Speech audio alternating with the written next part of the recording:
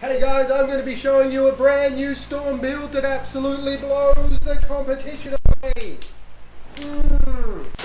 Hello everyone, hope you're having a wonderful day. Do you want to throw mini tornadoes at the enemy? Do you like destroying Elden Ring bosses with ease? Do you want a super comfy build that doesn't break the game? Well then, the new Bloodstorm build might be the build for you. So I've tried making a storm based build, seeing as we got some really nice items that did increase the attack power of storm based attacks. And I was actually kind of surprised at how strong the Storm Ashes of War actually can be when you set them up correctly. We're going to be utilizing the new light greatsword weapon category to try and get the most out of this build. Mainly the Milady, as that's the only light greatsword that we can actually ash up. And I've got to say, the light greatsword weapon category is just super crisp and super smooth, the way you're able to string light heavy attacks and even power stancing moves together. I am seriously having a hard time putting this weapon category down. It's just that good and that much fun to use. Now, if you weren't already sold on the build, I'm about to elaborate further on why it really is just so good and so enjoyable to play. Well, for starters, we have some really solid damage with our Asher Ward paired up with the Milady light greatsword weapons. Since I am power stancing both the Miladies, I have gone ahead and put bleed affinity on both of them, so we can add some nice saucy bleed activations to our already great damage with the Milady weapons. We have a lot of tools with this build as well, having a really solid and quick moveset with the light greatsword paired up with being able to throw your Asher War at enemies' faces makes this build feel super comfy in just about every boss encounter or any encounter in general inside of Elden Ring. This build has loads of diversity as well, so if your pickle isn't being tickled by the light greatsword and the Stormblade Ash of War, there is loads of different setups to accommodate just about any playstyle. And now for the negatives. There is none. Now, honestly, the light greatswords are just absolute monsters in this game. It's actually really hard not to enjoy them. And I just know you guys are definitely, hopefully, going to enjoy this build. But moving on over to what we're actually taking in this build. Now, for the weapon, I've already mentioned it plenty times in the intro, but we are using the Milady light greatsword. Again, it's the only light greatsword we can ash, so it is a very strong light greatsword in that regard. Now, to wield the Milady light greatsword, you're going to need 12 strength and also 17 dex. And when this weapon is fully maxed out to plus 25, the standard scaling for this weapon is D for strength and C for dex, making this weapon scale much better with dexterity. Now, for the moveset with the Milady, for the light attack, we do have a thrust forward, followed by a whole bunch of slashes, then finishing off with a thrust forward. This does have 5 inputs to do the whole combo chain. Very cool combo, very elegant and flowy weapon. For the R2s, we do just have like a double slash forward, which you can follow up with another double slash forward. This is a pretty strong R2. It comes out very quick. For the jump light attack, we do just have a thrust forward, and then we kind of like land on the ground like very elegantly. It's very nice. Now, for the jump R2, you do a slash in the air, but when you land on the ground, you do another overhead chop. This is a very cool jump attack, and it's very interesting that this actually does 2 hit. Most jump attacks only do like 1. For the running light attack, we do this thrust forward, finish off very elegantly for a nice 10 scorecard. For the running R2, we just do that exact same R2 slash again. I think this is so you can chain into combos, which we'll get to in a minute. So that's basically the running R2. You just run and you do like a double slash in front of you. Now, those moves seem pretty good. You got like a decent light attack, you got a decent heavy attack, but that's not where it stops with the light greatsword. No. You can actually string light and heavy attacks together seamlessly, which is the only weapon that does this. I don't think there's any other weapon in the game where you can chain light and heavy attacks together seamlessly with none of that delay in between, which makes for this weapon category super crisp to like try and learn with the light and heavy attack chaining together. And I feel like it kind of rewards the playstyle that you need to learn this move like a Monster Hunter game. Like when you play Monster Hunter, you need to learn the weapon to then get good with the weapon so you can slay all the monsters easily.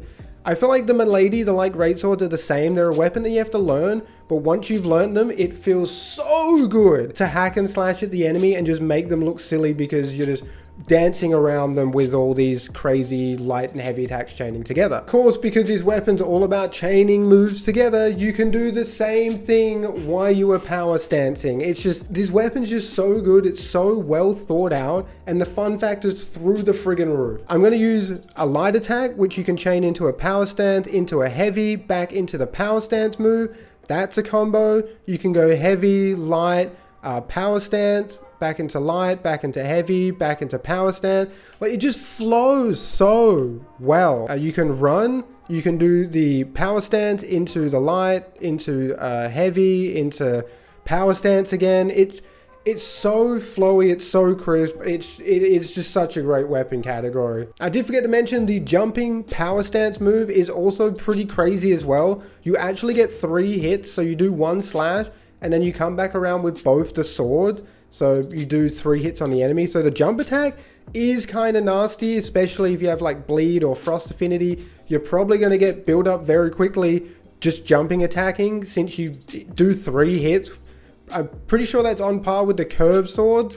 Correct me if I'm wrong, but 3 hits with a jump attack is kind of insane. Now moving on over to the Asher War. Now the main Asher War, the main secret ingredient that we are using in this build is Stormblade, and we are going to be putting Stormblade on the bleed affinity, so we do give our Milady some bleed buildup. Now Stormblade isn't a new Asher War, it is part of the base game, and it was already a pretty strong one at that, but now that there are some storm attack power increases, a lot of the storm-based Ashers of War have gotten a massive damage increase now. Now all you need to do with Stormblade is you just use it, it doesn't charge up, you can spam it. It has really good range on it as well, so you can get a lot of annoying enemies at distance without having to get your cheeks clapped by them. This is also really good for boss fights, like if bosses are phase changing, or they're charging up an attack or anything like that, or they're just being assholes and trying to stay at distance. Stormblade can deal with that. You just chuck some tornadoes at them, see how they like that. Now one way that I really like Stormblade, even though you can throw it at distance, it is good just to get right up in the enemy's face and then use Stormblade, because that way you still get the slash with the weapon as well as the Asher War hitting them. So you can really stack on a lot of damage if you do choose to use it that way. And then the Asher War we are taking on our second Milady, the one in our left hand, is going to be Seppuku. Now the main reason we're using Seppuku is to give extra blood buildup on our left hand Milady, but also to give us our attack bonuses from blood loss, since when you stab yourself you do that is blood loss in the vicinity, so you do get the bonuses from White Mask and also Lord Blood Exaltation. So that is a really nice way to use Seppuku, but the main reason we're using it is to also just give us a nice little extra blood buildup on the left hand Milady. And also if you want an alternative to the Milady, say you don't want to use the Miladies, like I said, if it doesn't tickle your pickle, Great Katana is also very good. You already got bleed build up on the weapon, so you can scale this higher with bleed. You could still put on the Stormblade if you want to give the Great Katana even more range. And both the Store Stomp and the Stormcaller are actually pretty good Ashes of War. They both have their different set of uses. I still think Stormblade's kind of king.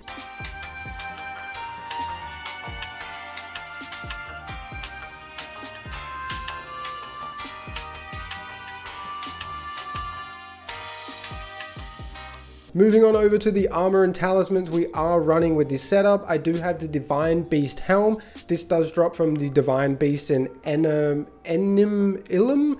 I'm probably butchering the name, the last area in the DLC. This does boost our storm damage, and it also increases our strength and dex. Just be wary that it does reduce the restoration effect of your flask. So just keep that in mind. It's not huge. You're probably not going to notice it, but it is there. So just be wary of that. I've got Lader's armor, Bull Goat gauntlets, and also Bull Goat greaves. Not that it really matters, but Lader's armor does give you a slight attack boost when you do dodge or dash attacks or something like that. So just when we do dodge and we do dodge attacks, it is nice that we just get a little bit of extra damage. I'm pretty sure that's how that works. For the talismans we are running, we've got Shard of Alexander to increase our Stormblade. We've got Lord of Blood's Exaltation, which is going to increase our attack power massively when bleed is in the vicinity, whether we do it to ourselves or when we bleed the enemies. This is just very, very nice to have. We have Enraged Divine Beast. This is going to raise the potency of storms. That is for Stormblade. And then yes, I had the two-handed talisman here. That was from a previous build. Forget that was there. Just delete that from your mind, because it should be the Rotten Winged Sword Insignia. I do apologize for that. I'm a bit of an idiot today. And the Rotten Winged Insignia is just going to increase our attack power with successful attacks. The Light Greatsword, the Milady, is very quick, so it is not going to take very long to build this up. In fact, one jump attack gives you the full bonus of this insignia. How great is that? Now for the buffs we are running, we're going to be running Golden Vow and Flame Grant Strength. That's pretty much going to be the same with just about any build that I do, or any other build that you probably watch on YouTube, because those buffs are just so good. You could also use Howl of Shibriri, but just remember that you do take more damage when you have Howl of Shibriri on, so sometimes that can be a little bit annoying depending on what boss you are actually fighting. Now for the Wondrous Physick, I have gone Crimson Sapping Cracked here just to give us some lifesteal when we are attacking, and the Thorny Cracked here, which temporarily boosts our attack power with successful attacks. Now there's probably a load of other combinations you can do. I just found like this worked well for me. Now moving on over to the stats, guys. Now for the level 150 setup, you're going to want 55 vigor, 14 mind, 25 endurance, 15 strength, 52 dexterity, and also 50 arcane. Now unfortunately for the level 150 setup, I didn't put any points in faith. I thought it was beneficial to maybe put more points in arcane, since we are using bleed. You're going to have plenty of damage at 150 with bleed and the Milady weapons in general, so I thought maybe you should be okay without buffs, but if you do really want buffs, feel free to just maybe take some points out of arcane and drop them into faith. For the level 200 setup, you're going to have 60 vigor, 20 mind, 30 endurance, 30 strength, 54 dexterity, 25 faith, and also 50 arcane. And I do have a level 250 set up here just to show you where I would continue putting the points as you start moving into higher levels. For vigor, we still have 60, mind, we still have 20, endurance is 40, strength is 44, dexterity is 60, faith is 25, and arcane is 70, which should be really good to try and get you more bleed activation happening on the enemies. And that is basically it for the build video, guys. Hopefully this build does help you out. This was a lot of fun putting it together. This build is just so comfy. It's not the most broken build. You're not going to do insane amounts of damage. You're still going to have to learn the boss a little bit, but the damage is there, and the moveset is there with the Light Greatsword. It's just so fun. It's so crispy, and it does feel really rewarding to get that Light Greatsword moveset down with all the combos, stringing the light attack with the heavy attack very seamlessly. If you haven't tried the Light Greatsword, you seriously need to. I think you'll probably put it up there with one of the best weapon classes inside of Elden Ring. Appreciate all the love and support as always, guys, and until next time, stay safe, peace out.